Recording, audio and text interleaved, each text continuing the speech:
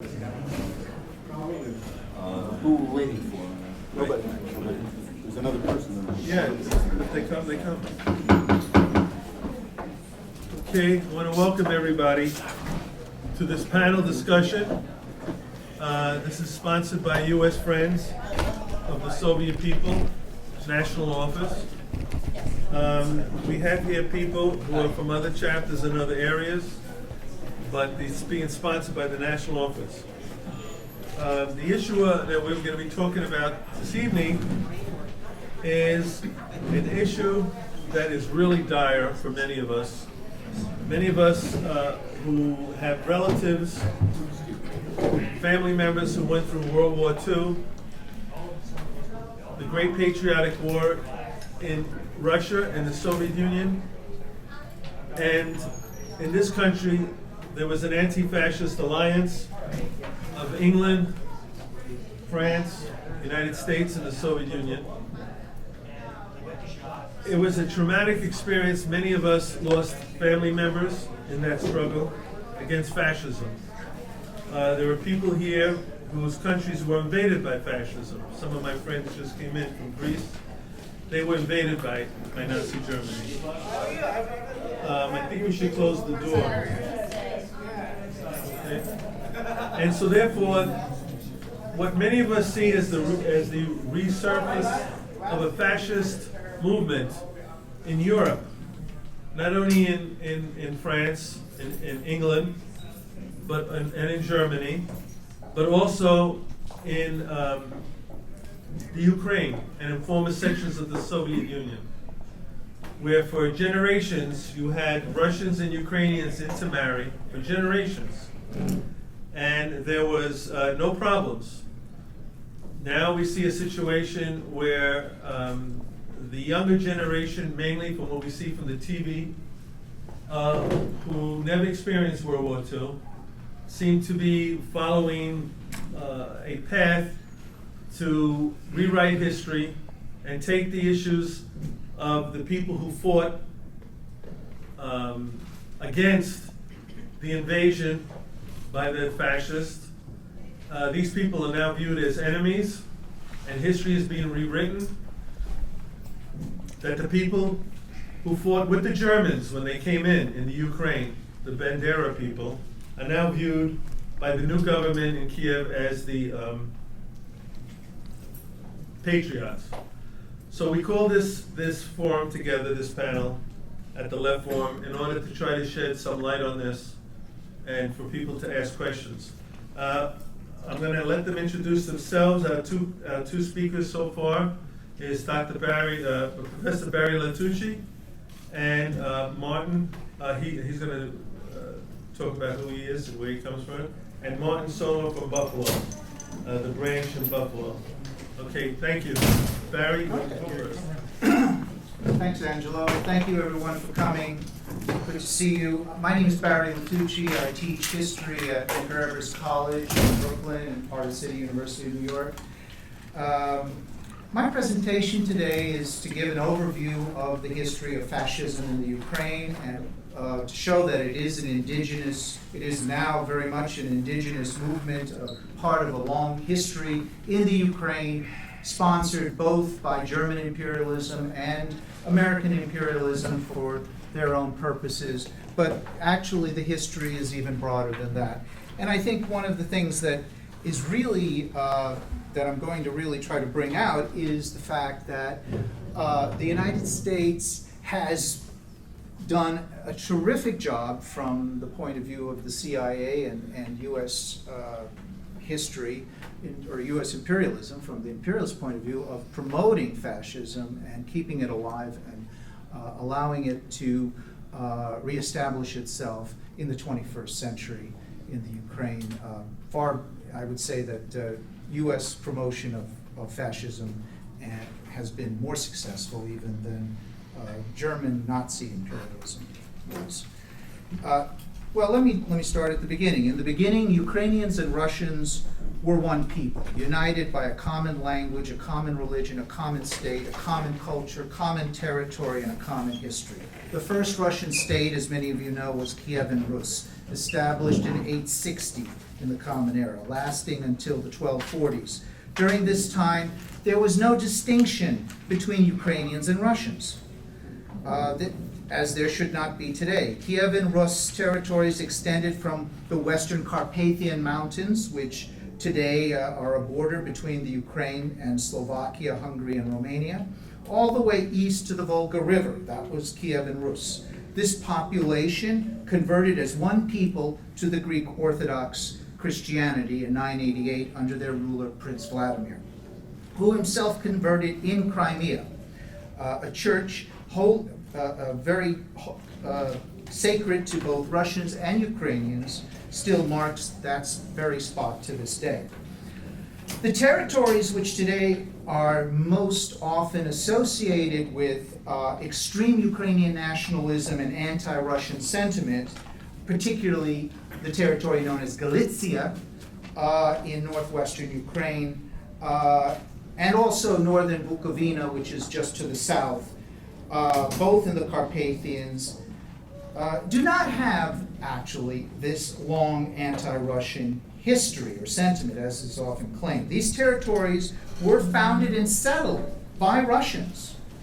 And even the famously anti-Russian city of Lviv or Lvov, depending if you're Ukrainian or Russian, was founded by Kiev and Rus rulers in the early 1200s. Ukrainian and Russians are one people, and we can go back as far as Herodotus' time, if you wish, 2,500 years ago, and Herodotus himself lived among and wrote among the people in that time. So the origins of the divisions between Ukrainians and Russians begins with the Mongol conquest in the 1200s, and then really takes root in the 1300s when Galicia is conquered by Lithuania. And actually Lithuania conquered more than Galicia. It conquered the territory somewhat to the east and north, Volhynia, and to the south all of Bukovina, and even further south into central and southern Ukraine. By 1444, though, the Lithuanian monarchy had been taken over by the Polish monarchy because of intermarriage, and Polish kings ruled Galicia until 1772.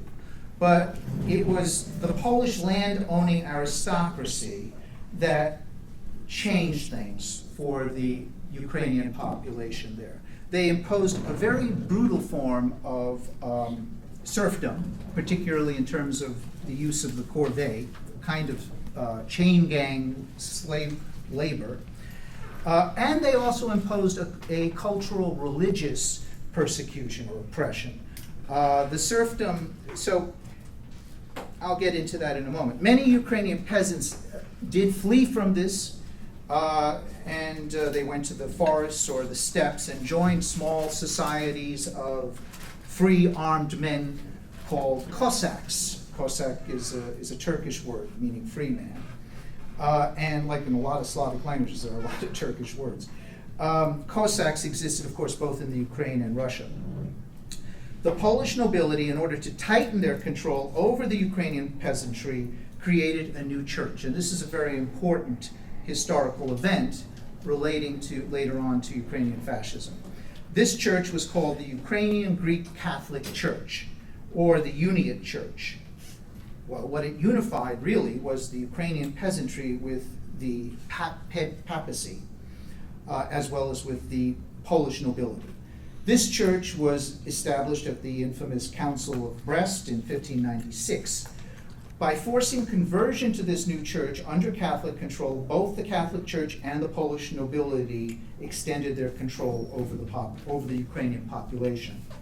But this forced conversion, I think, should be seen as a kind of genocide over a once unified people. This religious division is to this day mostly established in Galicia. That's where the Uniate Church is strongest. But in this way, Poland and the Roman Catholic Church were able to tear away a part of the Ukrainian people and a piece of territory from the Ukrainian people, really forever.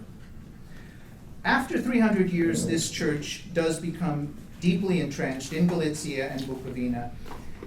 And I want to stress that CIA documents, which now have been declassified regarding Ukrainian, and I mean, there's extensive documents. A lot of them don't have a lot of information, but I think one thing that comes out if you read them, and you should read them, is that almost so many of them repeat over and over again that those most likely to support Ukrainian nationalist movements or Ukrainian fascism were unions, members of the Ukrainian Greek Catholic Church. This is not as true today as it was, say, 30, 40 years ago, but for the 20th century it was very true. In the 1660s, there were massive uprisings, though, by some Ukrainians in central Ukraine and eastern Ukraine against the Polish nobility. These were led by Cossacks and their hetman leaders, and these territories actually fought to rejoin Russia and did so, ultimately leaving just that northwestern portion in Poland, the Galicia-Bukovina region. That's why that remained Uniate to this day. But ironically, this is hailed today by Ukrainian nationalist historians as a great moment in Ukrainian history, which it is, even though it is a precedent for what's going on in eastern Ukraine today. A group of Ukrainians who do not want to be part of this colonialism, which then was Poland, today of the United States and the West. Poland was finally partitioned and swallowed up by Prussia, Russia, and Austria in the late 1700s. And during the first partition in 1772, Galicia and Bukovina were taken over by Austria, the Austrian Empire. So from 1772 to 1919, Galicia and Bukovina are part of the Austrian Empire, later Austro-Hungarian Empire. Austria's ruling Habsburg monarchy were the chief protectors of the Roman Catholic Church and the first practitioners of what became known as the German imperialist idea of Lebensraum. The Austrians relaxed the serfdom in Galicia and Bukovina, and in 1848, thanks to the revolutions of that year, completely abolished serfdom, but they increased the pressure on the Ukrainian population through religious persecution. Thousands of Jesuits were sent into these territories and even beyond the Ukrainian territories into the Russian Empire with the goal of subverting the Orthodox Church and converting people to the Uniate Church. So we can see here the beginnings of German imperialism in Galicia and beyond. In effect, the Ukrainian Greek Catholic Church served as a springboard for what became known as Drang nach Osten, or Germany's drive to the east. And this was a Habsburg policy before it was a Bismarckian policy or a Hitlerian policy. So Galicia was this beachhead for Austro-German expansionism to the east, and the Uniate Church was the vehicle. By the way, the Habsburgs followed a similar policy in the Balkans, as the Uniate Church converted Orthodox Serbs in the southern Austrian territories and expanded Croatia step by step by subsuming Orthodox populations under Roman Catholic Church and Austro-German control. Over the course of this long foreign occupation from the 1300s until World War I, Catholic rulers solidified their rule and their cultural influence. They preached hatred of Russians and of Russian Orthodoxy and of Jews and of Judaism. This is the origin of Ukrainian fascism, instigated by German imperialism, but it does take a life of its own. The first great leader of Ukrainian nationalism in modern times was, not surprisingly, a Ukrainian Greek Catholic or Uniate cleric from Galicia, Semyon Petlura. He tried to, in the 1890s, he tried, like the Jesuits before him, they tried to infiltrate Russian Orthodox seminaries in order to subvert it. He was eventually expelled and revealed, and he joined an organization called the Revolutionary Ukrainian Party, which became his main vehicle for promoting extreme Ukrainian nationalism. Prior to 1914, though, he was just known as an ultranationalist journalist. But the Russian Revolution thrust him into power. He became the military leader of the self-proclaimed Ukrainian Republic, which was declared in November of 1917. And he even designed the Ukrainian flag, which is still the Ukrainian flag to this day. He proclaimed Ukrainian as the only official language in the Ukraine, banning all others. Exactly what the government that came to power after 2014 did recently. And like today's Ukrainian nationalists, he condemned all, quote, foreign elements in the Ukraine, meaning Jews, Russians, and Poles. But in Galicia, in particular, Poles and Jews actually made up the majority of the population, oddly enough. There were 2 million Jews, and there were 2 million Jews in the Ukraine, not to mention millions of Russians as well. So what to do? As military leader of the Ukrainian Republic, Petlura organized 1,200 pogroms from 1917 to 1920, killing 200,000 Jews in this period alone. And when the Russian and Jewish workers in Kiev rose up in revolt around the famous Arsenal factory, he murdered them, calling them foreign invaders. Petlura, so this is the background of today's Ukrainian nationalism. These are the precedents and the heroes of their movement today. Petlura personally led a pogrom in my grandfather's town of Zhashkova in central Ukraine. Most of my grandfather's family, most of my family survived. 2 were shot, but most survived because we were able to purchase our lives. Jews without money were marched to the synagogue and burned alive. And this story was recounted to me by my grandfather's sister 33 years ago. So you're lucky just to get robbed by Petlura. The Germans occupied the Ukraine briefly in 1918 and saw the possibility of using the Ukrainian regime for their own expansionist aspirations, but they lost the war and they had to retreat. The Soviets came back. Petlura's armies retreated into Poland. They made a deal with Pilsudski's government in Poland, and in the Polish-Soviet War of 1920, Pilsudski's armies managed to retake a good portion of the western Ukraine. But they ended up just stabbing the Ukrainians in the back, and Petlura's men were all arrested and sent to internment camps in 1920-21. Petlura himself ran away to Paris, where he got his what was coming to him from a Jewish survivor from one of the pogroms who killed him in revenge for the murder of his parents. Thousands of Western Ukrainians who had fought with Petlura were imprisoned in Poland, and they remained well organized. It's ironic that thanks to their imprisonment, Petlura's men were able to organize themselves, and shortly after Petlura's assassination, the future fascist Ukrainian organization came out of these internment camps, the Organization of Ukrainian Nationalists, or OUN.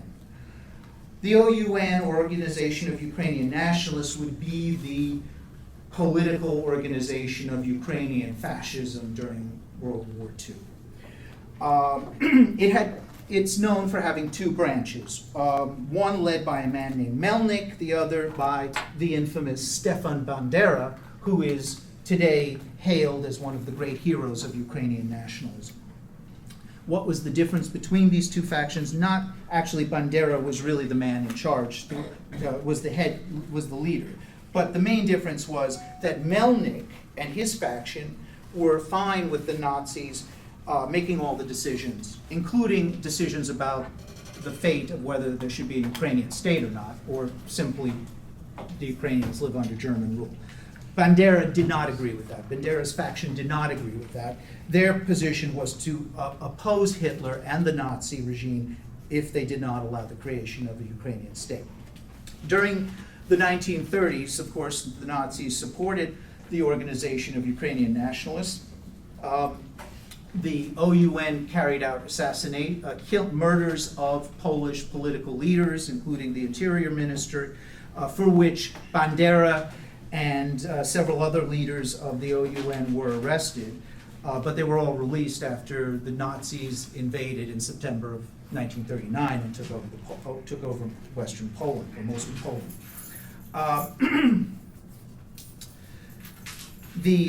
From 1939 to 1941, the OUN was engaged in training and preparation for the invasion and occupation of the Soviet Union, particularly of the Ukrainian territories. I should add that the Soviet Union occupied Galicia, Bukovina, Volhynia between 1939 and 1941. So that was part of the agreement between Germany and Soviet Union. One of the founders of the OUN, besides Bandera and Melnik, who is an extraordinarily important figure in 20th century history, and you may not know him, and he was a tremendously successful Ukrainian fascist, was Mykola Lebed. Some of you may be familiar with him. He graduated from a Gestapo training school and became the chief, and from 1939 to 41, became the chief torturer of political prisoners in Krakow, murdering Poles and Jews and Russians and whoever he came in contact. By early 1941, the OUN also had recruited tens of thousands of soldiers for military service. Several thousand of them would form two Ukrainian battalions, the Nachtigall and Roland battalions, who would be in the vanguard of the invasion of Galicia and Western Ukraine. There were thousands of other OUN soldiers who were put into units known as the Nazi Hilfspolizei, or the Nazi auxiliary police. I don't think we should forget about those thousands of OUN soldiers, because their job was to help the Einsatzgruppen carry out the Holocaust in the Soviet Union. So even though they don't get much attention, I think that they're worth paying some attention to, because the Einsatzgruppen tended not to want to kill the women and children. That was left up to the Nazi Hilfspolizei, the Ukrainian auxiliary police. They also a certain number of Ukrainian OUN men were sent to serve as guards in the new death camps in Poland, Auschwitz, Sobibor, Treblinka, and so on. So this OUN played an enormous role in killing millions of people in World War II. And all of the Ukrainian units were always staffed with a retinue of Ukrainian Greek Catholic clergy. This will come up in a moment. The Nachtigall Battalion captured Lviv on June 29, 1941. The next day, Bandera's deputy, Yaroslav Stetsko, announced on radio the independent state of the Ukraine without Nazi approval. He declared Bandera would be the president, Stetsko would be the prime minister. By the way, Stetsko is still hailed today as one of the great figures in Ukrainian history by the Ukrainian nationalists today. I think this is universally agreed upon by Ukrainian nationalists. And Lebed as Minister of the Interior, good job for him. Stetsko then declared in this radio broadcast, quote, "I support the destruction of the Jews and of bringing German methods of exterminating Jewry to Ukraine. Jews, we will lay your heads at Hitler's feet," unquote. Bandera who we are told who we are told today by the Ukrainian nationalists was just a good Ukrainian patriot, also made the following comments to the media. Quote, Jews constitute the most faithful support of the ruling Bolshevik regime and the vanguard of Muscovite imperialism in Ukraine. True to their word, the OUN battalions killed 12,000 Jews in just July and August 1941 alone. The Nazis, of course, did not support what the OUN was doing, and so by September, Bandera, Stetsko, and Levin were arrested and put in a very comfortable apartments in the Sachsenhausen concentration camp. Even though it was a concentration camp, they were allowed to have telephones and communication and come and go, actually. But by 1943, the Germans began to lose the war, and that's when they changed their policies. As they were losing the war, they began to give the OUN more power. So first they created the Ukrainian SS division, the 14th SS division Galician, and then in 1944 the Nazis said, go ahead, take the Ukraine, as the Nazis were retreating. And the OUN, all the OUN leaders were then released in 1944, and they established, instead of the OUN, they replaced that with something called the Supreme Ukrainian Liberation Council, which would exist until the 1990s, by the way. This is the fascist government in exile that the United States and the CIA supported all through, right up until the 1990s. And its army would be called the UPA, or the Ukrainian Insurgent Army. Their first mission, killed 10,000 Poles in Galicia to reduce the numbers. Remember, I told you, in Galicia, Poles and Jews made up the majority of the population. Well, they already took care of the Jews, now it's time to kill some Poles. In 80 separate operations on just one day, they managed to kill 10,000 Poles.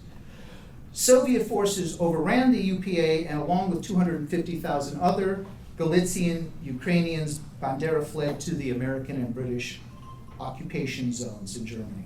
They survived, but German imperialism would no longer be their employer. Now it fell to the United States and Britain.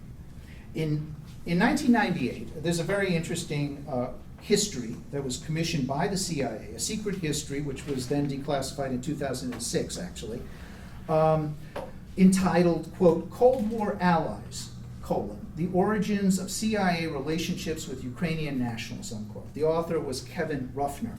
According to this report, the Strategic Service Unit, which was the precursor, it was in between the OSS and the CIA, precursor to the CIA, began to recruit, quote, espionage agents, unquote, from among Ukrainian fascists immediately after the war ended in 1945. I think this is an important point from the DP camps. The report goes on to say that the this is the CIA talking, not me. The SSU recruited them because the US, like its ally Great Britain, expected war to break out or to be created with the Soviet Union immediately. The US government wanted these agents for two purposes, according to the CIA report. One, covert operations in Soviet territory. And two, paramilitary operations in Soviet territory. Now, this comes from the CIA's own in-house history. Within a few years, also, 12,000 Ukrainian fascists would be imported to the United States despite their war crimes. So, contrary to to the image of an anti-fascist American government at the end of World War II, who would never start the Cold War, mind you, we instead see the CIA telling us in their own in-house history that yes, the Soviet image portrayed of the US as a Nazi-loving imperialist aggressor hell-bent on war with Russia was in fact the truth. This report also confirms what Soviet so-called propaganda was saying, that the USSR and the Warsaw Pact allies were on the receiving end of decades of US-sponsored covert military operations from the beginning of 1946 all the way to 1991. The United States, Britain, and Russia had signed the Moscow Agreement of 1943, promising to return war criminals to their countries where they committed their crimes. But the US and Britain violated this agreement from day one and didn't begin to get concerned about war criminals until they had to break up Yugoslavia and arrest Serbs for war crimes. According to this CIA history, by 1946, the SSU had compiled extensive records on thousands of Ukrainian fascists, and you can read these are online actually, and were working hard to get them operational for terrorist attacks. The CIA report calls these terrorist attacks. From 1947 to 54, the CIA organized dozens of military raids by UPA soldiers into Soviet territory. Meanwhile, CIA Director Alan Dulles and NSA advisor George Kennan pushed to bring more thousands of Ukrainian fascists and other fascists into the United States for, quote, national security reasons. Chris Simpson, a historian who has written a book called Blowback, wrote something I think that's very interesting about this. He said, the U.S., with its rat lines, brought war criminals into the United States, but they didn't just disappear into the population. Instead, they established new cells in their various ethnic communities, and not just in the United States, but in all countries. And they were headed by the same men who led the murder squads and survived and spread these movements, thanks to the United States and the CIA. And they are active to this day, and they pose a threat to the world. And in the end, they poisoned and Nazified the very political cultures of the host countries too. I think that's truly blowback. That's exactly what Chris Simpson wanted to get across in that wonderful book he wrote many years ago. Until 1954, the Uniate priest Ivan Hryniuk was the recognized leader by the CIA of Ukrainian fascism, of Ukrainian nationalism, of this Supreme Ukrainian Council. And on every CIA report about Hryniuk that I've read anyway, it usually says two things. One, quote, the subject is aware he is working with the CIA, unquote. And two, quote, could be the leader of an independent Ukraine in times of war with the USSR, unquote. But at the end of 54, Hryniuk simply resigned, and from that point on until the 1990s, the man who became the global leader of the Ukrainian fascist and ultranationalist movement was Mykola Lebed. Lebed was very well protected by the CIA. He lived in a very comfortable house in Yonkers in Westchester County, maybe near Gus Hall, I don't know. He was given several CIA-funded companies. The most notable was Prolog, which was a global operation which received tens of millions of dollars at the very minimum every year from the CIA, and did all kinds of publishing, including anti-Russian, anti-Soviet publishing. What happened to Bandera and Stetsko? Bandera and Stetsko continued to have their operation based in Munich, and from 47 until 52, they were supported by MI6. Or was that MI5? MI6, right. And their operations were continually getting clobbered when they did their ops into the Soviet Union. Of course, the British didn't know at the time it was Kim Philby who was filling in the Soviets about what was going on. After 52, West Germany's spy agency, this BND, which was still headed at that time by Gehlen, the former Nazi intelligence head, took over and financed Bandera and Stetsko's operation until 1959. This is something that's not very well known, that West Germany continued to sponsor fascist operations against the Soviet Union in the 1950s. At that point, the CIA was willing to give Bandera another try in 59, but just before he was to leave for Washington, he was captured by a KGB guy and killed. They sprayed cyanide in his face and he died. So that was the end of Bandera and Stetsko. Lebed went on to become a major figure in the Republican Party. He was also very close to the Democrats in the 1970s. He was a close friend and confidant of Zbigniew Brzezinski. He was an advisor to Zbigniew Brzezinski and a very close friend with Jimmy Carter, by the way, a Nazi. Jimmy Carter, oh, he's such a humanitarian. He's friends with Nazis. Come on. Ronald Reagan and George Bush, of course, were good friends as well. And he was financed regularly right up until 1992 when he was no longer needed. But by the time Lebed died in 1998, he was able to take great satisfaction in seeing that his success, the new generation of neo-fascist Ukrainian unit forces had taken his place. So, for example, in 1991, Lebed was able to meet with the Social National Party, which was founded by, among others, Ole Tienbuk. By the way, at that time, that party today is called Svoboda, but at that time it was called the Social National Party. What does that mean? It means National Socialists, right? Its symbols were a swastika. Today, of course, I said that party is called Svoboda. It's dropped its Nazi symbols, but its youth organization has, in fact, continued the racist rhetoric and has spun off a whole series of paramilitary neo-Nazi organizations, including, I'm almost done. Yeah. Give me a minute.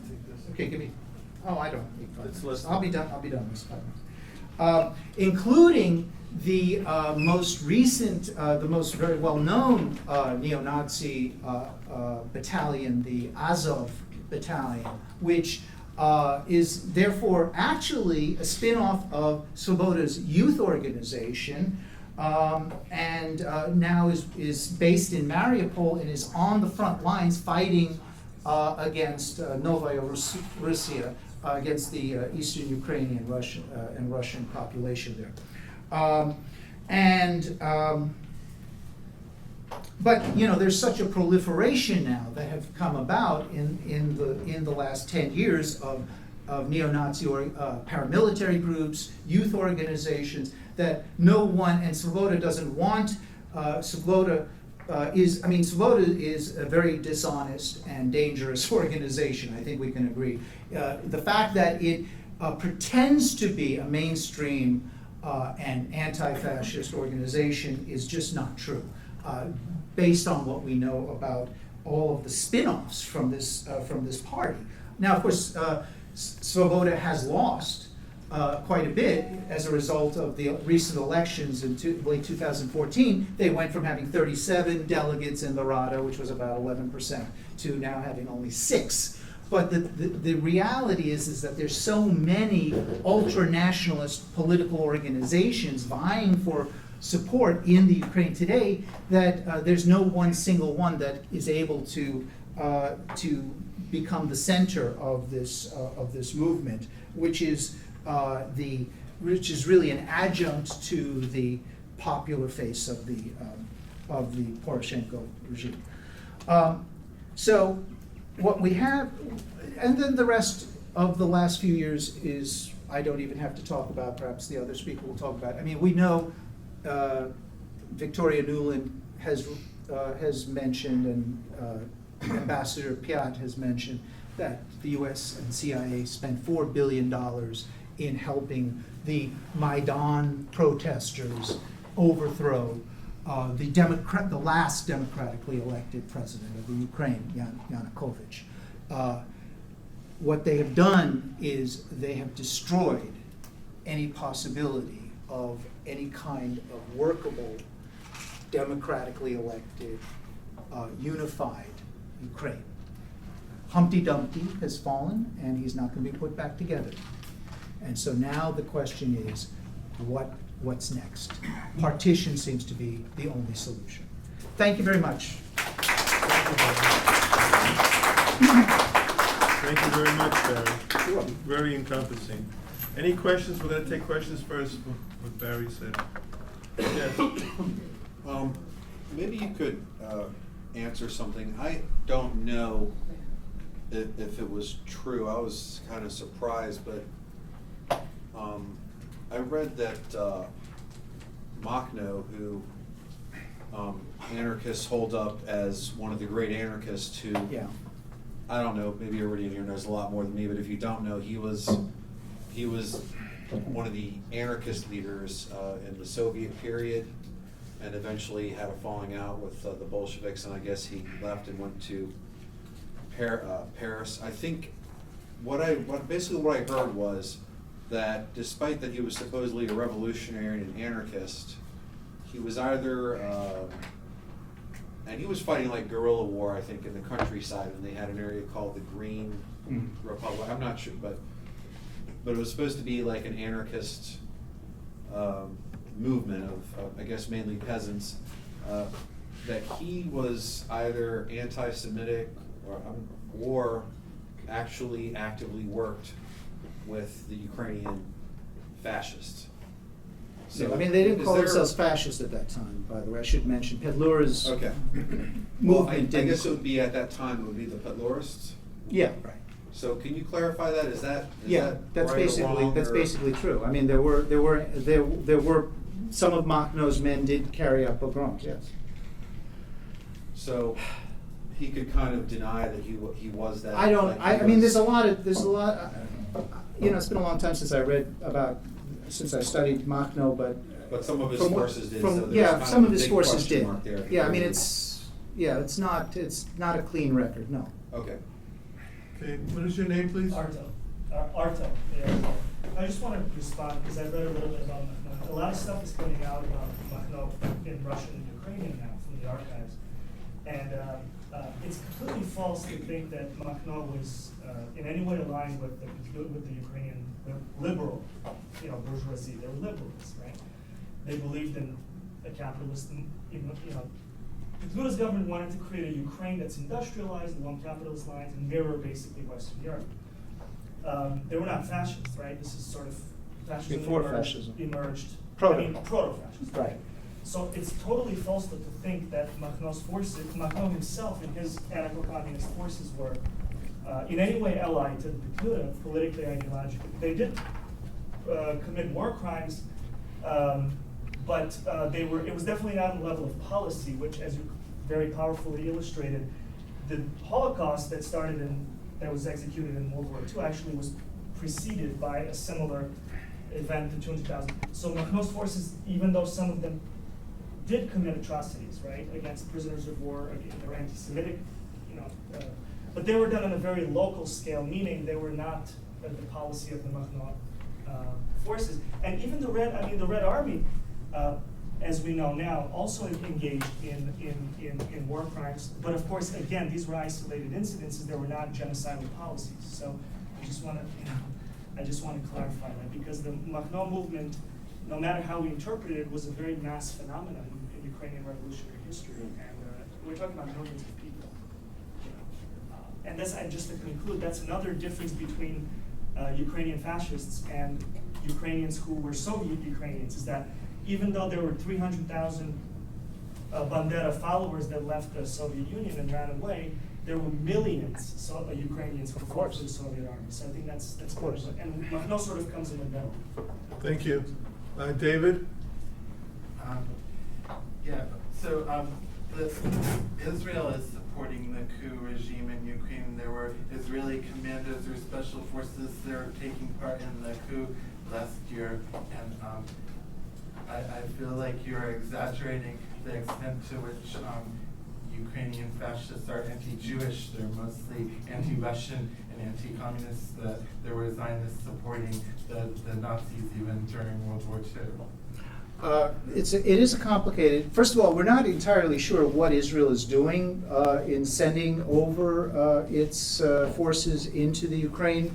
On the one hand, if you read the Israeli press, you know that Israel has condemned most of the political, like Svoboda. I mean, there's lots of articles in Haaretz and elsewhere condemning the main Ukrainian nationalists on a regular basis.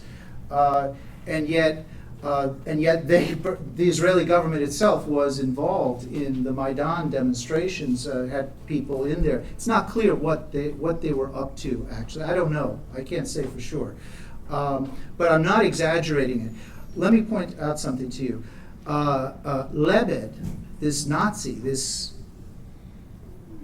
genocidal racist, in the 1970s, he became a spokesperson for Soviet Jewry. Okay? That's what I'm saying. Yeah, so you see, well, no, what I'm saying is that you cannot take at face value the pronouncements. Now, you know, Svoboda, some of the leaders of Svoboda, who hail the Nazis, the Ukrainian OUN forces anyway, at the same time, they make anti-Semitic comments all the time. I mean, there was that recent episode with Mila Kunis. I don't know if you know who that is. That's some actress. She was on some TV show or something. I know she's famous somehow. Anyway, she. I don't know if you know about this episode, but she had said that she was Ukrainian. She came from the Ukraine, and then Svoboda came out with a proclamation. She's not Ukrainian. She's a Jewess. You know. I mean, this is the sort of thing that Svoboda does engage in. I don't think I'm exaggerating. I think I'm underestimating, actually. I think what's under the surface is much worse than what we see. Well, it's just that the principal problem is an imperialist attack against Russia. It's not a problem of like ethnic discrimination against Jews. Oh, I think it's very dangerous for Jews, too. I do. Yes? Yeah, I don't understand being Jewish. There are Jewish fascists. Who the hell is Netanyahu? He is doing exactly the same thing to the Palestinians. So, what was it? Sorry, fascists are everywhere. Doesn't matter. if Oh, they that's are true. That's Jewish, Polish, Russian. They are Russians anti-Semitic also. So what's the difference? Israel policy right now is a fascist policy. So I don't understand what the difference is. There is a deep anti-Semitic sentiment against Ukrainians. Of course. In general. I'm not stereotypizing, okay? There is Right. no stereotype. But it's true. But if it's in power, that's when it's in power. That's what we're When I concerned was with. a student and member of the communist youth, we have a comrade, my age, that was from Ukraine, and he was telling me that once he went to a Jewish housewife to ask her for, he wanted, because he liked them, the bloody cookies, the cookies from blood. You know what is that? Yes. Okay, thank you. Gustavo? There is like Ukrainian organizations, like in the Lower East Side, Mhm.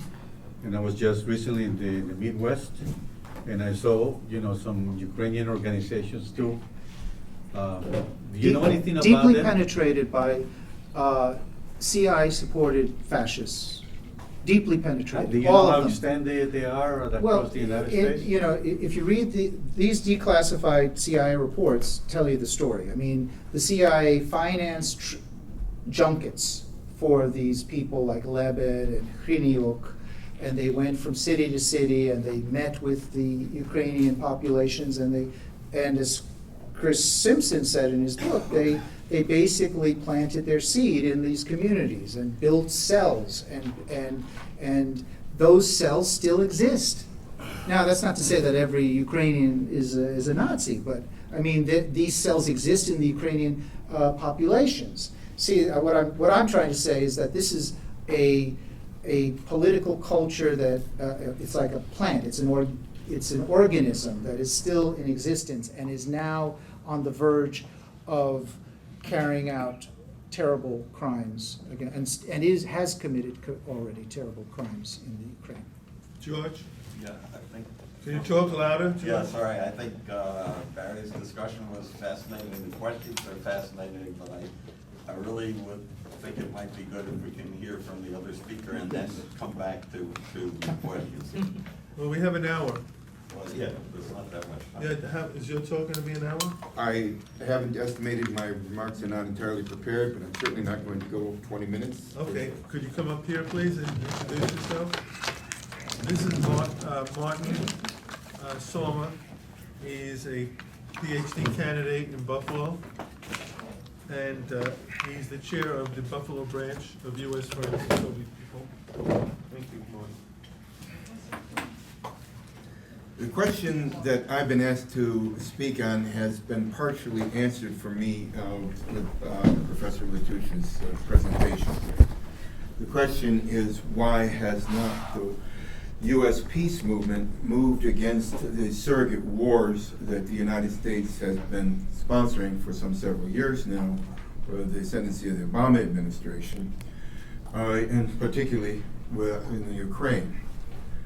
If the peace movement was listening to people like Professor Lituchy, then of course they would have been opposing these movements. But it runs a little bit deeper, it seems, as to why Professor Lituchy and others are not heard by the mainstream of the peace movement in this country. Go back to Woodrow Wilson. The peace movement in this country supported Wilson's 14 points of peace, with no understanding that this was a mere guise for aggressive actions by the United States. The peace movement appears to lack any analysis of the causes of war and is often afraid to even address the question of what are the societal causes of war. By failing to address that, they tend to ignore the levers politically that may be available to them to act. One standard that they've had of recent has been boots on the ground, with the exception of Israel. If there are no boots threatened to be on the ground, if there are no U.S. boots on the ground, then it's not a conflict that the domestic, the national U.S. peace movement need concern itself with. That, of course, is a false standard. We see what this country has been doing with the surrogate wars. Very brutal activity in Ukraine, in the Middle East, and now threatening in Latin America and Venezuela. U.S. Friends of Soviet People addressed the question of falsification of history, which also the peace movement seems to ignore. We were pleased that one resolution in the House recognized that it was the 60th Soviet Red Army that liberated Auschwitz, when the Polish ambassador was saying to the contrary that, well, it was the Ukrainian Liberation Front. Well, the Ukrainian Liberation Front, of course, as Professor Lituchy was laughing, was the 60th Red Army. They had liberated Ukraine and went on to liberate Auschwitz. The Senate resolution, according to the Senate resolution on commemoration of the liberation of Auschwitz, simply said that Allied forces had liberated Auschwitz. So, of course, the Western Allies were nowhere near Poland, even after the war. So it was rather misleading. So we supported the resolution in the House, which is still not passed. It's sitting in committee, and that's from the commemoration would have been in January. We addressed the issue in February, asking the Speaker to bring the issue to the floor. It's in his prerogative to do that. They left it with him. It's still not been brought to the floor.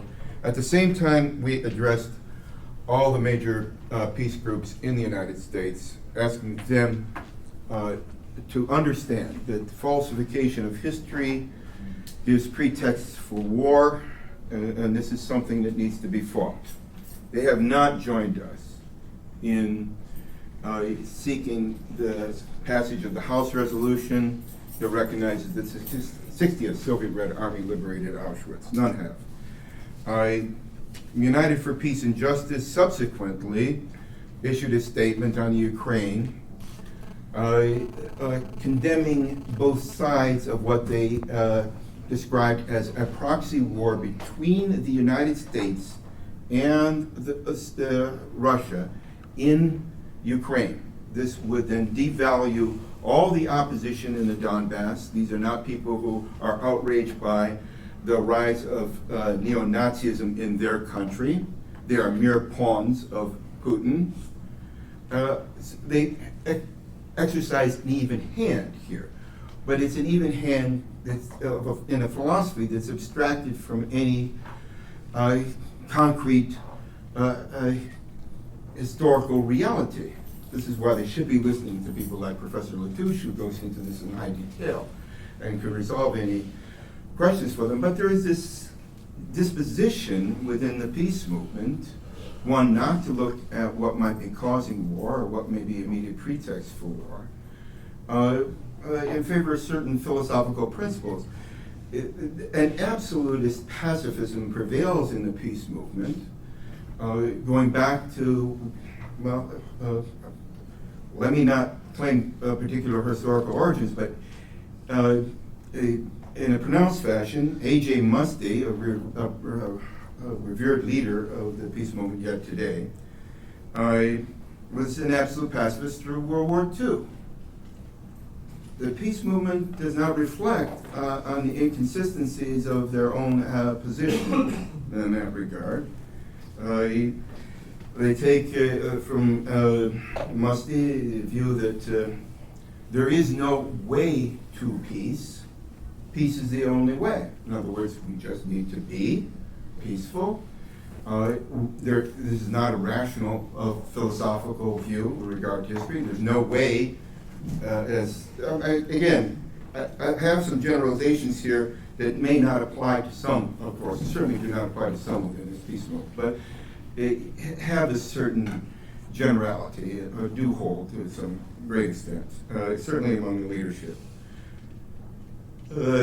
Since there is no way to peace, then it's pointless for you and I to discuss how we can get from here, a condition of violence in society and conflict between nations, to there, a condition we all desire, of peaceful accord among nations. This is an anti-rationalistic point of view. It becomes very difficult for people who base their conceptions on faith rather than evidence, and this applies to some who would style themselves to be on the left and not just the right. They ignore such arguments, and it is very disturbing. My locality, Western New York, Buffalo, I had been passing on reports about what's happening in Ukraine to a fairly large email list that included the recently former chair of the Western New York Peace Center. I passed on, just simply without comment, an article about Jasenovac, that is Victoria Nuland's appointment to be a leader of the coup in Kiev.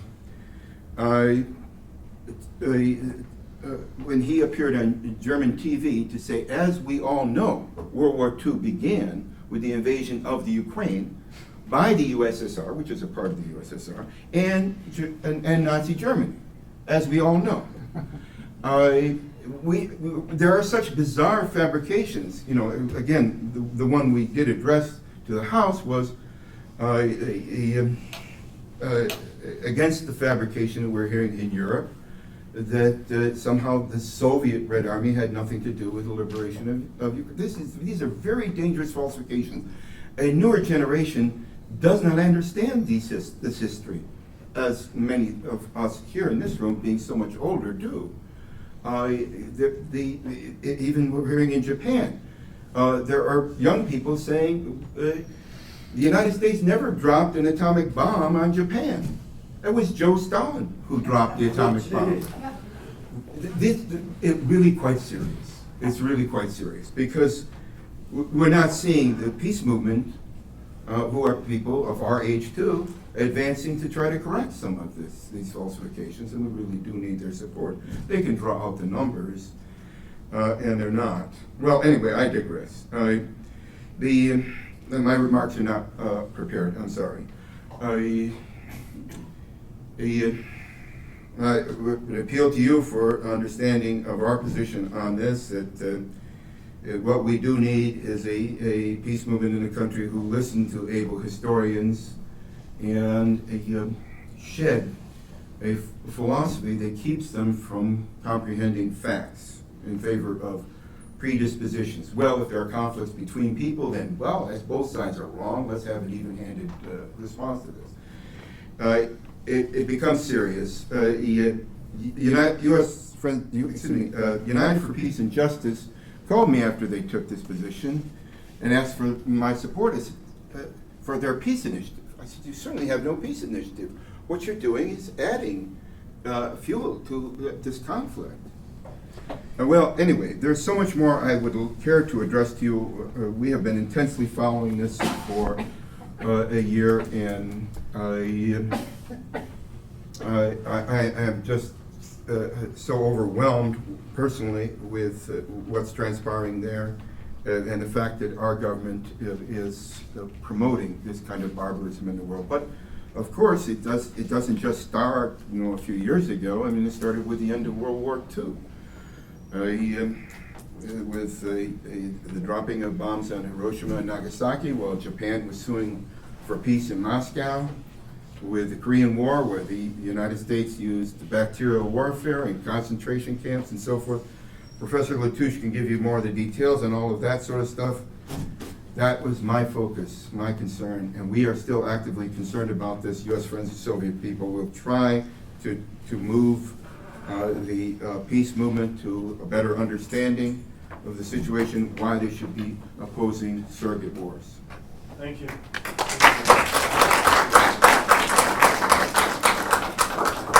Thank you, Martin Sawma. Any questions? Yes, in the back. Yeah, Martin Solon's your name? Sawma, S-A-W-M-A. I'm Joe Lombardo. I'm the National Co-Coordinator of the United National Anti-War Coalition. Mm-hmm. Our statement on Ukraine is right over here, if I'd like to read it. I think you're painting a picture or too broad of a brush. Possibly. I think United for Peace and Justice really does not really exist very much anymore in this country. They closed up their offices, they closed down their phones, they got rid of their staff. We just held a conference 2 weeks ago across the river in Secaucus, New Jersey. Our coalition has about 120 groups in it. I encourage U.S. Friends of Soviet People to join, become one of those groups. We had people from the Ukraine who were there. We had people from Odessa who brought a display of what happened at the House of Labor. Did I say? Mm-hmm. Trade Unions building. And we've taken a very strong position that it's the U.S., this is a proxy war going on by the U.S., and it is related to what the U.S. wants to do in terms of surrounding Russia, just like it's doing a pivot to Asia where it wants to surround China. These are areas that are outside of its economic domination, and it wants to be able to dominate these areas.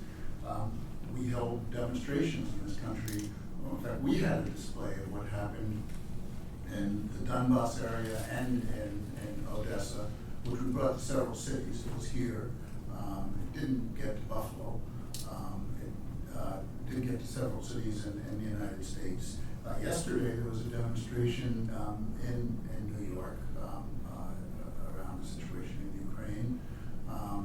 We've held demonstrations in other cities, and we have run across some of these right-wing Ukrainians, which makes it very, very difficult to do that. It's very difficult in this political period to build demonstrations in general, and there's reasons for that which we can go into, but this is probably not the venue to do that. But UNAC groups in Chicago, for instance, held some actions and were met by and physically attacked by the Ukrainian community there, carrying flags which included Nazi symbols on them. Of course. And this was in Chicago in the United States.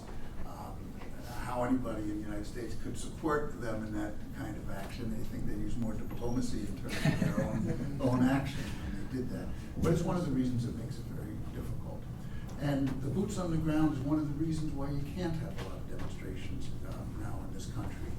But there are, and in upstate New York is one of the key examples. We've been protesting against the drone wars that have been going on at the Hancock base, which is in Syracuse, and a lot of people from Buffalo and Rochester, Syracuse, Albany, and those areas have joined that.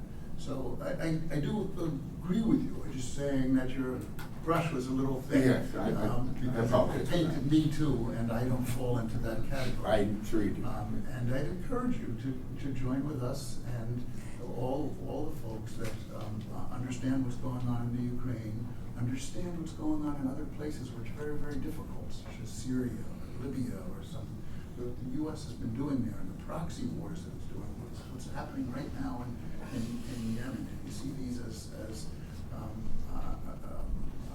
important things that we need to come together and protest? I encourage you to join with you and do that. Thank you, Joe. Thank you.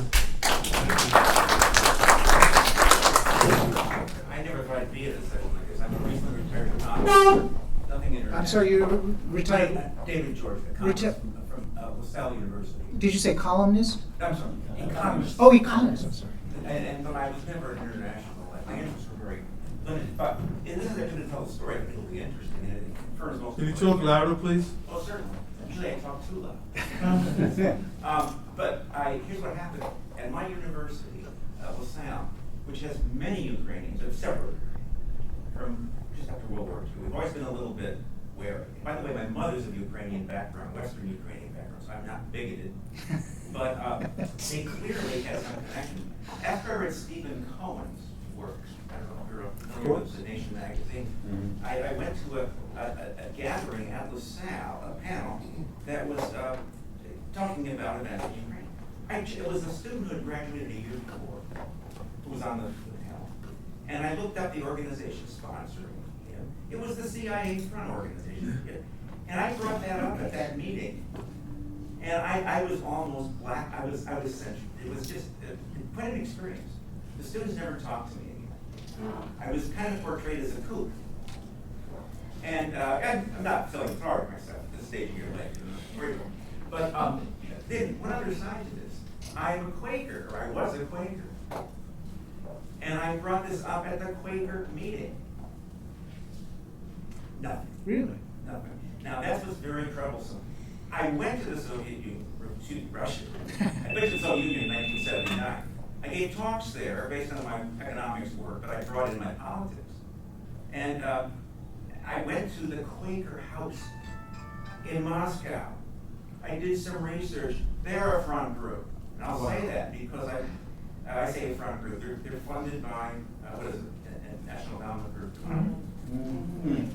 So I had quite an experience. I don't mean it's like I just graduated from work and now I'm in my formative years, but it's been very interesting and troublesome, and I really appreciate all that I heard. So thank you. I just scratched the surface in terms of CIA front organizations with the Ukrainians. I mean, I just scratched the surface. It's very widespread. I don't think I missed this, but are we going to talk about the situation right now? I mean, what leads up to it, as I see it, but please fill in the blanks and take us and explain it further. I mean, one thing that I see, I guess it was only about a month ago, correct me if I'm wrong, the vote in Congress, House and Senate, to send lethal aid to Kiev was unanimous.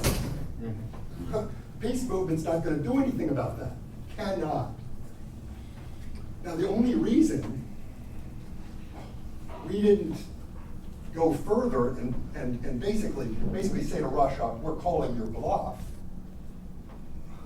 is because Germany and France suddenly realized, I guess, hey, they're going to conduct this exercise, in our territory. I think we were disinvited from Minsk. We weren't even there at Minsk. Correct. And so far, that's maintaining the relative ceasefire. But I have to hear more about just how good is this ceasefire and what do we have to expect about this background that we're discussing. Thank you. What is your name, sir? My name is Barry Kissen. Barry also. Angelo, allow me to answer. Yeah, okay, thank you. All right, you do make a strong point, at least as it appears. But I would go back to 2013, when the U.S. was intending, when the President of the United States was intending to put boots on the ground in Syria. And the public opinion in this country, when I speak about the peace movement, it's not just the organized peace movement. It's the mass of people in this country who are opposed to war. The polls were 80 to 90% against going to war with Syria, and we didn't, of course, in this country. Now, I don't say that the popular opinion, which was also high against it in Germany, in France, and in England, was a determinative factor. It might have been some military judgments. The Syrian army could have easily brought down any ship in the Mediterranean trying to strike at them. It might have been military considerations, but I don't think we can dismiss popular opinion in this country, overwhelmingly opposed to war. Had the peace movement in this country acted when these surrogate wars began and was determined to oppose en masse the activity, provide that leadership to that unorganized mass of public opinion opposed to war, it very well may be, I can only conjecture, but it does seem reasonable, that the United States would have found it extremely difficult to continue to carry on surrogate wars. The peace movement, in that sense, has some share of responsibility, the peace movement in this country, for the fact of these wars. Okay, where are we in Ukraine right now, please? Well, one thing that's going to happen is the EU has to vote on whether to maintain sanctions, and that's going to affect what goes on the ground. I mean, if Russia feels that if Russia is in a situation where these sanctions are increased and there's more pressure put on Russia and there's more pressure put, it's going to be more aid, also military aid to the government in Kiev. So this is going to lead to an intensification of the fighting for sure at some point. I mean, this is going to happen. Now the question is, what is Russia going to do about this? I'm not so sure. I'm sorry, can I add something? I mean, another big factor is that in the Ukraine. Cannot hear you, Jessica. I'm sorry. One big factor that originally they thought that, okay, this is going to be a quick war, but it's not. And what's happening is the majority of the working age population to be drafted in Ukraine, they're fleeing the country. Yeah, they're true. going into Russia, they're going into the West. There's a huge desertation rate. And that makes a big issue. So now, people like George Soros and, the big bankers are starting to rethink about it, saying, well, this is not going to be such a quick, easy takeover of the country. George, you had. To a large extent backed off. Wait, George, you had something to say, and then you again, and then if you want to say something. Yeah, I just wanted to add one thing that I think is important to understand in terms of what happens with the U.S. role in the world and, various unintended consequences of what it has, right? When, as Jessica said, when they carried out the coup, they thought it was going to be a quick thing and that's it. But they didn't count on the resistance of people, particularly in eastern and southern Ukraine, and as far as I know, also in a more limited way in the West, right? And that you now have in Donetsk and Lugansk, you have what they call People's Republics, which have basically a kind of united front strategy. I haven't followed all the details, but I know I've looked on the internet for pictures, and you see people with these flags that say Donetsk Republic, and other people with communist flags. This is the first time now since the downfall of the Soviet Union that you have people who are in leadership of the resistance movements to, the capitalist reaction that's taken over, who are again raising the red flag. And I think that's extremely important from our view as U.S. friends of the Soviet people, because we're for the reestablishment of the Soviet Union and socialism in that area, right? And it also is very important for the fact that the U.S. can no longer get away with everything that it wants to do, that it has consequences that go directly against, what it was trying to do. It's very interesting for me to listen to this conversation. I wonder what you think about the current environment as well. But because in one sense, the Soviet Union obviously doesn't, Russia is not the Soviet Union, although we as friends of the Soviet people, instinctively would sort of make that association if Russia seems to be resisting, the hegemon, the global hegemon. But it seems like what's happening, at least in Ukraine and other parts of the Ukraine, is that a large number of Ukrainians, or in Eastern Ukraine at least, they sort of have this yearning, for lack of other alternatives, for at the very least to go back to something that resembled, life under the Soviet Union in the 1980s, let's say, right? And there's an instinctive sort of desire, not instinctive, but there's a desire for social stability, for basic human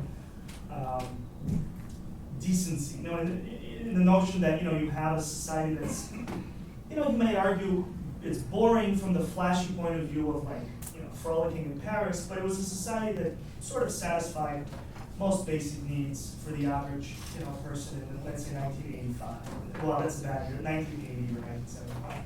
So that's the first tragedy, is that this is sort of like a rearguard action, a delayed popular uprising by mostly working class people to the genocidal sort of effects that followed the demise of the Soviet Union. I mean, the demographic catastrophe, right?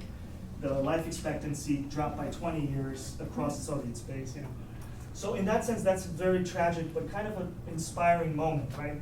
At the same time, there are people in the Donbass who are representatives of Russian reactionary, forces. I mean, there are Russian fascist organizations, there are Russian Cossacks who are not communist or not socialist or not anarchist. And then this is all compounded by the fact that, Putin is still covering the Lenin Mausoleum during the May 9th parades. I noticed that also. So you're dealing with sort of like a Russian government that's being pushed for its own self-survival reasons to take the Donbass uprising seriously.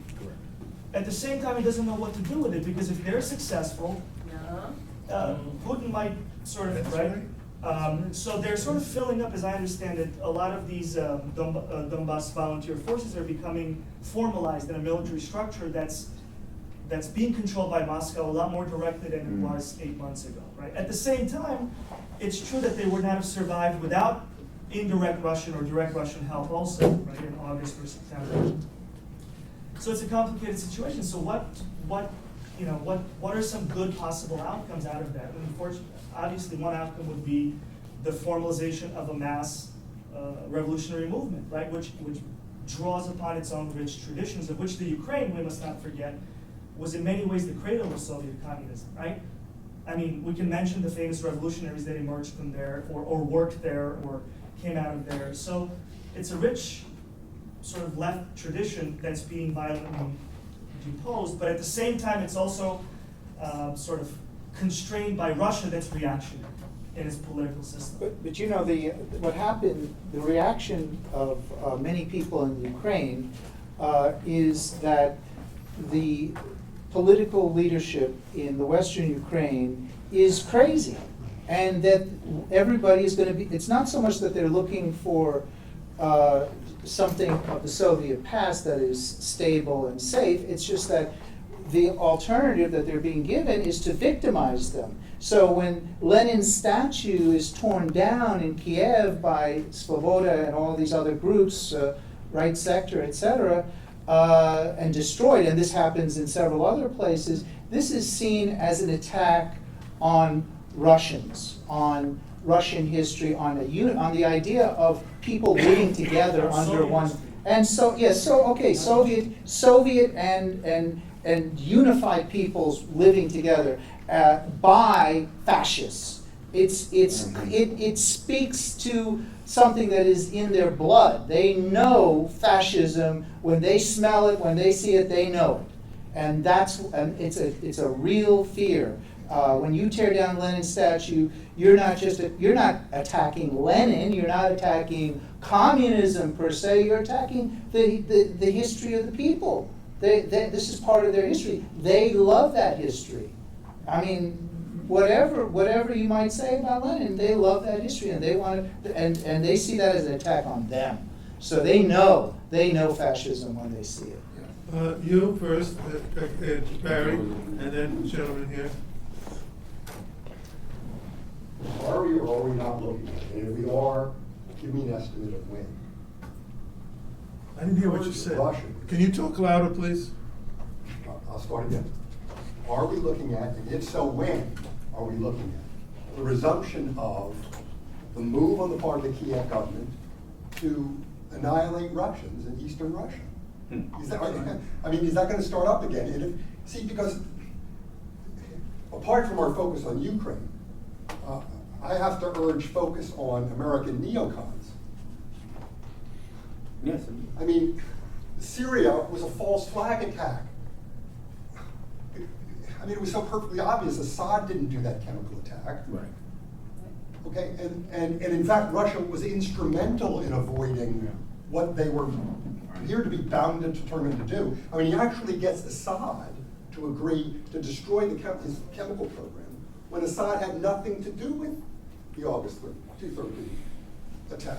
Okay, and then the next thing you know, it looks like they're trying to put Putin in the situation of what are you going to do about the fact that we're annihilating Russians in the Ukraine? What are you going to do about it? Look, I have to say this about these neocons.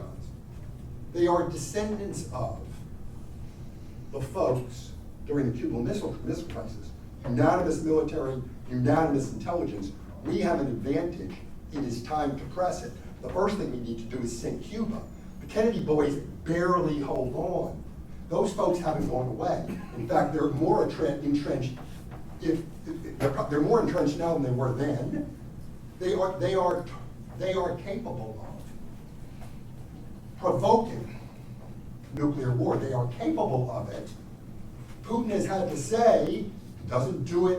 He doesn't do it grandiloquently. He doesn't do it. He's same thing with that beautiful foreign minister of his, Lavrov. They're very, very calm. They know what, this is very, very calm. But it goes like this. Has the United States forgotten we're a nuclear power? I mean, 3 months ago, I'm holding on to my seat. I didn't see where else this was going. I think Thank this you. is much the part of the problem in terms of activating the peace movement in this country is that most people in this country, overwhelmingly most, have no realization that we have been sitting on the edge of World War III since last year ago, April. Yet much of the rest of the world does understand that the situation has been much more risky, much more dangerous than the Cuban Missile Crisis. There are nuclear weapons right up against the border of Russia. They are being threatened by it.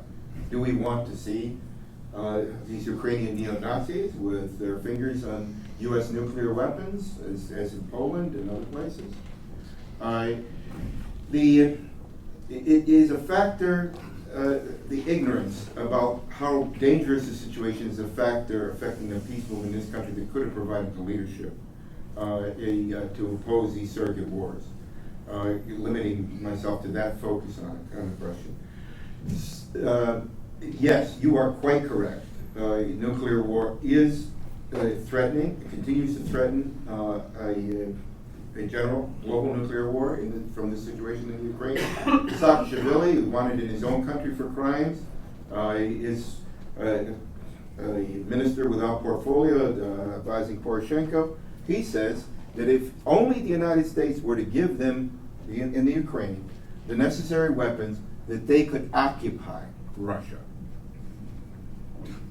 This is a very dangerous thinking.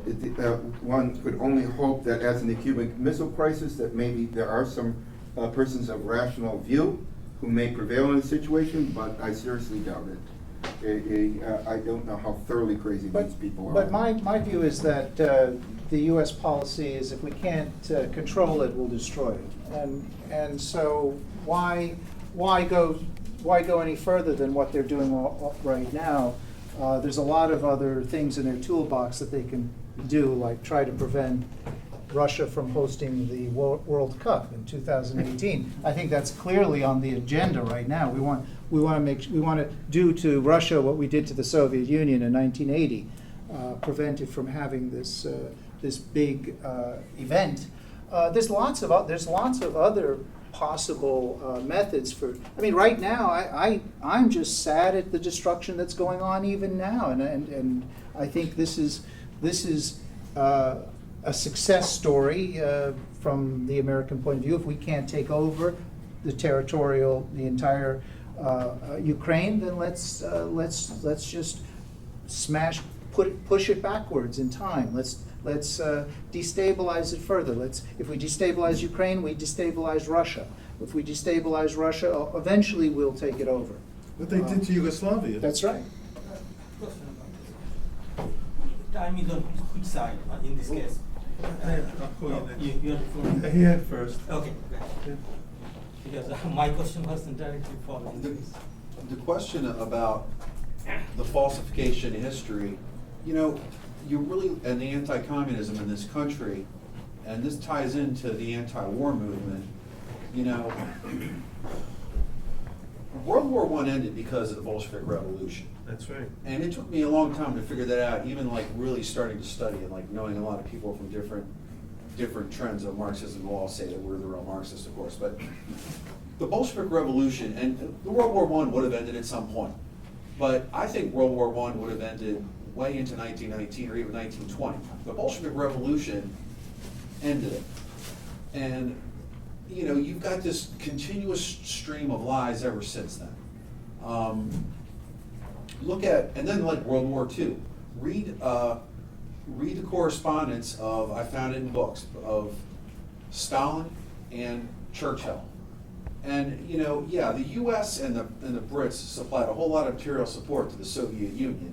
But for years, Stalin is writing one letter after another to Churchill. You keep promising that you're going to open up a second front. You keep giving us less weapons than you promise us. We've got millions of people getting fucking killed, and you keep saying we've got to wait a little bit longer. I know, we're not going to go into France where it's needed. We're going to piss around in Italy for a while. When are you going to do what you said you're going to do? So, World War II, that's another thing. It's like it ended in 1945 because of the Soviets. You know, it could have ended in 1943 if the US and the Brits were really serious. I think we're definitely 1944. Look at the anti-war movement today, and this applies to the Ukraine. We can worry all we want about the Ukraine, Syria, and Yemen, and so on. And the anti-war movement, here's something nobody in here has mentioned, but I think everybody knows. The anti-war movement that's collapsed, been led by liberals that support the Democratic Party. And suddenly, when Obama and Hillary were still fighting it out, suddenly the anti-war movement evaporated into smoke, and that's when UFPJ started shutting down. Right. And we've had 7 years of war and new wars, including Syria, and you know, we're at war with Ukraine. We're at war with Ukraine. There's now been a Delta Force raid into Syria. You know, we're at war with Syria. And the Yemen thing, we're throwing all this money to Saudi Arabia and all these weapons. We're at war with Yemen, and someone else is doing it for us. Right. And you know, the stuff that goes on with Israel, you know, take Lenin's policy, and if people don't like it, if they're too liberal, and by the way, all these liberals are, you know, that I can't convince to be a socialist, they've all got the thing right. You know, he's a communist. The communists are bloodthirsty maniacs. And these pacifist liberals I know, you know, they all told me to vote for Obama 2 times. Right. And they're going to vote for whoever the Democrats put up in 2016, which, by the way, because she's the most conservative Democrat and the most fanatical war hawk, is going to be Hillary Clinton.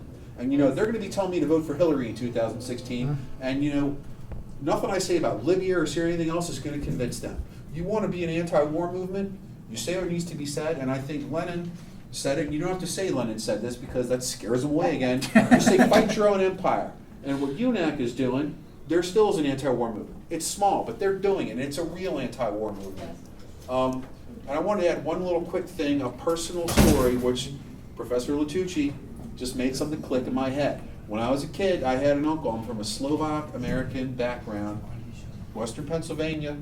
There's a lot of Slovaks, Czechs, Russians, Ukrainians out there. One of my aunts married a Ukrainian. And he said this, but he was a big talker. But now I understand why he said it and where it came from. He wanted to go sneak into the Ukraine and die with a gun in his hand, fighting those goddamn communists. And right now I know very well why he had that idea in his head, which was a fantasy for him, and I'm glad because he was a loudmouth. There's no way that he got that from anywhere other than these CIA-supported groups all over the place. And I'm not surprised at all that the Ukrainians attacked. And just by the way, on that subject, you know, what's wrong with workers' defense guards? If it's going to be like that, you know what? Just because we're in the peace movement, we've got a right to defend ourselves. If you're in peace movement, doesn't mean you're a pacifist necessarily. Right. And maybe it's going to take that we're going to have defense guards, and you know, if someone wants to come and mess with us because they're Ukrainian fascists, we're going to say, you know what? Turn around right now. You think you're going to attack us? Right. Guess again, Davey. Right on. Thank you. Joe, you had it at something. Somebody else. No, he did. He did. Joe Lovato. This man. Oh, I'm sorry. Yeah, and then the lady next. Okay. Don't want anybody in my family. Well, I was just following up on your question on what we. I can't hear you. I was following up on what you said, that what's coming next. from the way that things are developing in Ukraine, it seems like it's not very clear time is on which side. Like the longer it prolongs, which side is more likely to win, or whatever is, how do you define win there, I don't know, but which side is going to prevail, or is there going to be, because the more time you get through this trouble, I think, there is a possibility that US empire with all its enormous power will somehow manage to create some kind of restive atmosphere within Russia itself. I think you're right. And that, so it's not very clear. That's one question. If you have any more insight on that. One more question is, who are the people? I thought you are going to say, who are the people that are fighting in Donbass area? Because like I think this gentleman said that he saw some red flags as well as some Russian nationalists, and I have no doubts that though I'm not in any organization, I don't follow it as a profession, but I'm interested, so I watch it once in a while, and I have a feeling that both of these are true. But do you have any insight on, right, like who are the people fighting there? Is it primarily motivated by the left forces, or is it just Russian nationalists? Like some people will say that it is just Russian nationalism, and I have nothing much to say about that. So. I think there's other people who know the answer to that better than I think do. I can address that. Okay. Yeah.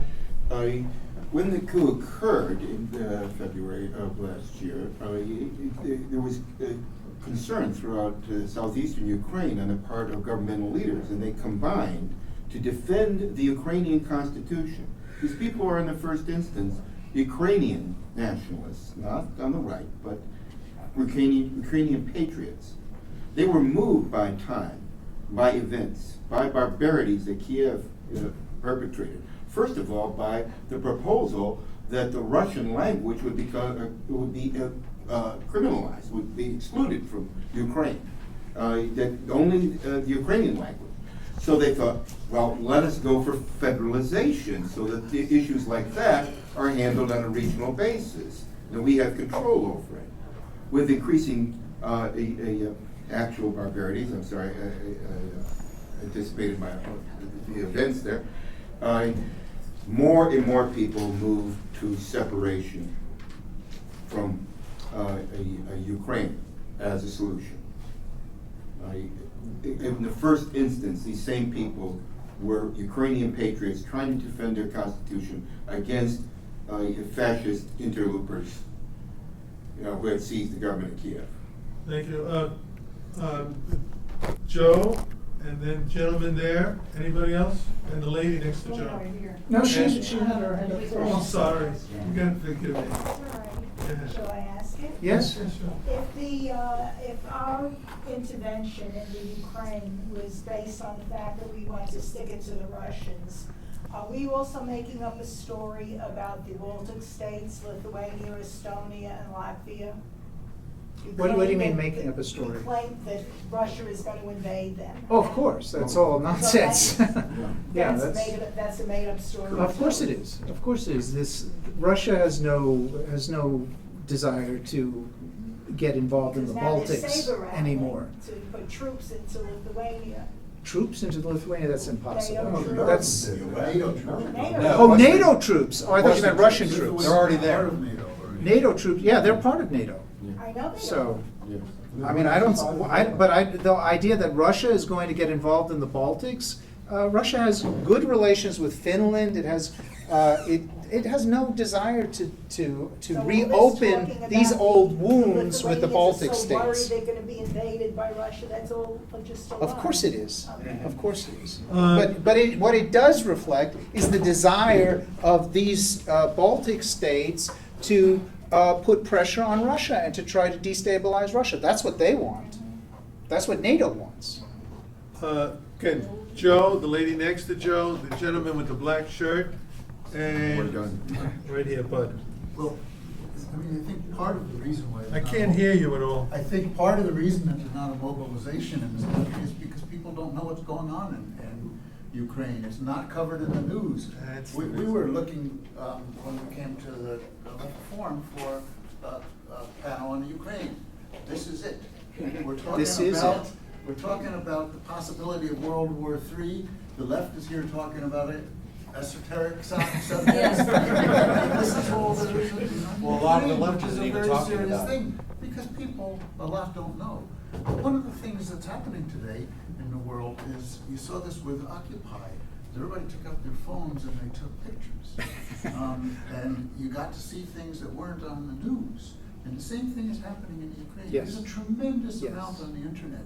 And I would encourage people who are interested in what's going on today to look at a series called Roses Have That was gonna be my comment, so I'll just say, Roses Have Thorns, if you haven't seen it, it's got 16 videos by Watchdog Media, and it is up close and personal, showing you exactly what went on at the street level, starting with the Maidan. And it's very good, and it's politically very correct. Roses Have Thorns by Watchdog Media, it's all on YouTube. And it answers a lot of these questions about really what is the Donetsk People's Republic and things like that. It's interesting to look at what they're saying. They're calling for the expropriation of all the oligarchs and for a nationalization of the industry, which is pretty interesting. You know, but it's this would be an important place to see it. There's another point I was going to make, but I forgot it. So I won't make it. Okay, thank you. Yes. What's your name? Yes, I was in Ukraine. 2013 was the 100th anniversary of Rosa Luxemburg. So there was a conference there, and the right sector threw a smoke bomb. That was right before events started to change, and the coup happened later. But my point is that, well, Ukraine has all kinds of different political persuasions. They have Trotskyists, anarchists, Rosa Luxemburg is trade unionists, and the old Stalinists, and the right-wing fascists that were supporters of the former president Yanukovych. And so the answer to some of those questions, who are these people there? Some of them are actually quite right-wing, but then some are socialists. So we have to make a distinction between who's doing what, because the right-wing tendency is historical in that region, even though Eastern Ukraine has been historically Russian. It's only in 1921 that Lenin gave it autonomy, with the criticism of Rosa Luxemburg, who said, Shevchenko is a bourgeois, poet, but yet then Khrushchev just gave a gift, from his own pocket, Crimea, which he thought it would be. They were trying to de-Stalinization process because of the famine that happened during the war. So Khrushchev gave Crimea, which was not Ukrainian at all. It was historically Ottoman, Persian, Ottoman, and then Russian and Tatar. So it had really no Ukrainian base. That's what I'm saying. Ukrainian nationalism is a new concept. So it's totally different than Baltics. They're not Russian at all. So the claim that Russia has over Ukraine is a historical and makes Well, sense. first, there are Russians in the Baltics. I mean, Estonia is like 50% Russian, Latvia is about 50% Russian. I mean, there's a very large Russian population there. But I really have to say is, you're lucky you just got a smoke bomb.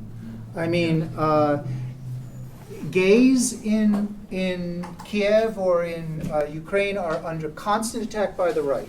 They're beaten up and brutally beaten up. I mean, very viciously beaten up. Women's rights organizations. I mean, this is really clear-cut kind of fascism that the right coming from Western Ukraine is presenting, and that's why I really think some kind of containment is necessary. I mean, the Ukrainians and Russians don't hate each other. At root, they don't hate each other. They understand that they really are brothers and sisters. It's this bizarre CIA-funded fascist movement that is posing a threat to the average person, and creates the sensibility that we have to fight. We have to fight it to survive. That's just the natural reaction of people in Ukraine, and that's who really are these people in the eastern Ukraine. They're just normal people who see fascism in their face, and they want to get away from I it. used to see a lot of red flags before, and nowadays I don't see that much when I see the pictures coming out of that region. They're That's why I there. was asking. They're there. Okay, That's good. Bud, and then the gentleman here. I think I'm listening to Can this you talk discussion. louder, please? I've tried. I don't have a voice for it. I'm listening to all the discussions going on, and somehow I have a feeling that there's a big gorilla sitting in the room, which people maybe assume, but they're not stating. We are in a class struggle. Correct. This is a class struggle, both domestically and internationally. What you say going on in the Ukraine is part of the American ruling class trying to operate for its class interests. You can talk about Saudi Arabia, you can talk about the Zionists in Israel, you can talk about anything that's going on anywhere in the world is a result of the ruling class in this country struggling to maintain its world control. And we've got to start any analysis of anything, we've got to start at that central point. The American people don't know what is going on. We are living in an iron curtain country that is bound by absolute silence. My spouse and I have photographed a number of street events since, let's say, January, about 40 events. Very rarely, if anything, are any of these things pronounced in the public press, and it's not a mistake, it's intentional.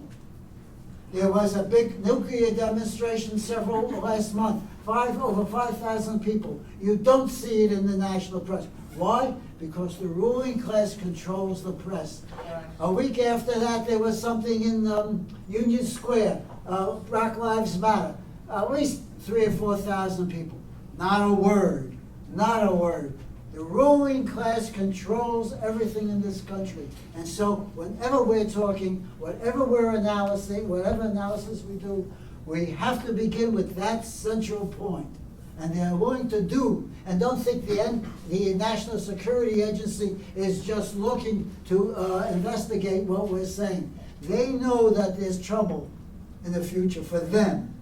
And they know that with all this national security business, they want to know who are the radicals, who are the ones who could possibly be leading or participating, because they get around us up fast as soon as they can.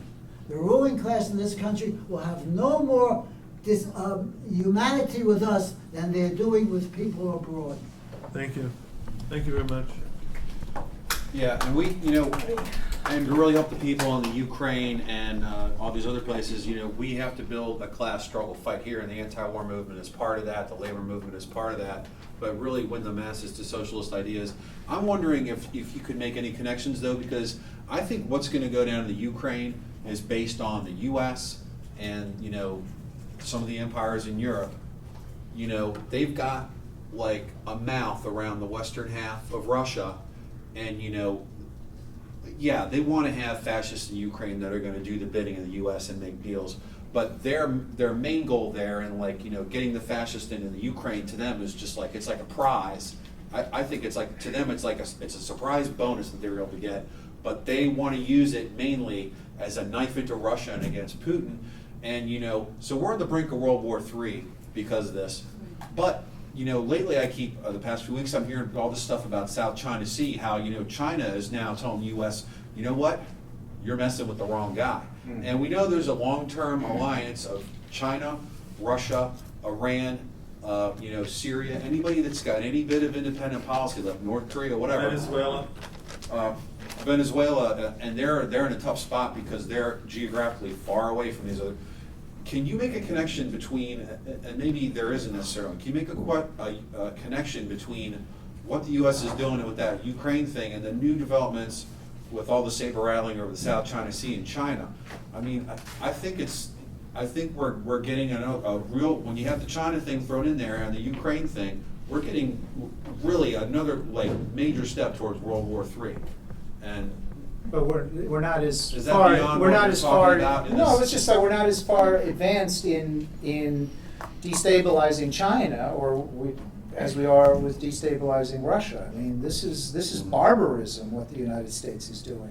The United States is promoting barbarism. That's why the media can't cover it. I mean, how can you cover, this wonderful President Obama is killing children, he's a barbarian. He's a ruthless murderer. I mean, how do you present that in the media? We haven't gotten to that point as far as China's concerned. There's too much money to be made out of China for the U.S. corporations and financial groups. I just want to say before we leave, 4 days ago, a commander was assassinated in the Ukraine. Okay, I don't remember how do you say his name. Moscow. Say it? Moscow. Okay. He's from Luhansk. He was a Luhansk. Correct. Yes, and nobody knows till this day what happened. But there was a Simon Bolivar statue. 3 days ago, there was a memoriam. Some people here were there. And basically, outside of the memoriam, people were just going about their business, like they usually do in the city. Who was he a commander for? I'm sorry. He was for the Ghost Brigade, Commander of the Ghost Brigade. which was a pro-socialist formation. Ukrainian? Ukrainian. Exactly. Donbass. Eastern Ukraine, Donbass. But the question I want to raise is that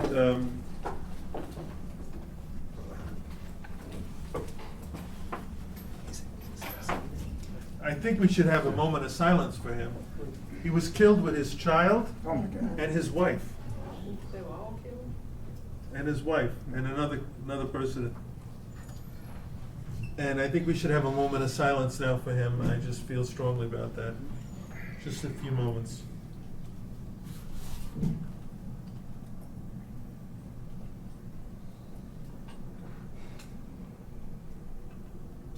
Thank you. Alexei Moskovoy, presente! Presente. I agree. I agree. George? Yeah, just a few things. First of all, if people did not pick up the bulletin of U.S. Friends of Soviet People and material from UNAC and so on, and have it out here. The second thing is there's a small group of progressive Ukrainian Americans who have called a number of demonstrations in front of the Ukrainian consulate. We've come out to that. What we made a mistake of doing is not letting everybody on our mailing list know We about haven't heard a word about it. Yeah, you're right. And Well, George, I'm do you at fault.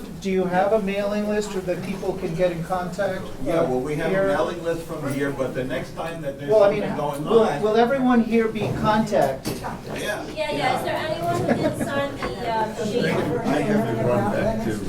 Oh, I agree. Yeah, same here. Thank you. We'll be in touch. I hope so. Yeah. You'll be in touch with me.